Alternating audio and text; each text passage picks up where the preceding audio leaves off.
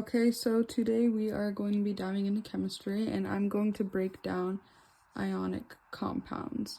So I'm going to try breaking it down in the simplest way possible. By the end, you'll know exactly what they are, how they form, and their key properties. So ionic compounds are formed between a metal and a non-metal. The metal loses electrons and becomes a positive ion called a cation, and the nonmetal gains those electrons and becomes a negative ion called an anion. So that transfer of electrons is what makes the bond. And because opposite charges attract, the cations and anions stick together tightly. That's an ionic bond.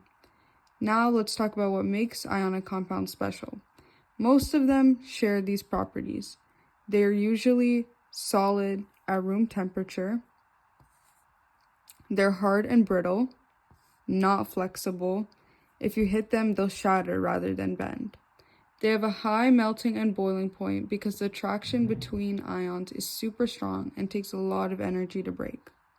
They don't conduct electricity as solids since the ions are locked in place. But when they're molten or dissolved in water, they do conduct electricity. Why? Because the ions are free to move and carry charge. So I have a special term here at the bottom, which is electrolyte. An electrolyte is simply an ionic compound that dissolves in water to make a solution that conducts electricity. Basically, the ions are floating around and they can pass electric current.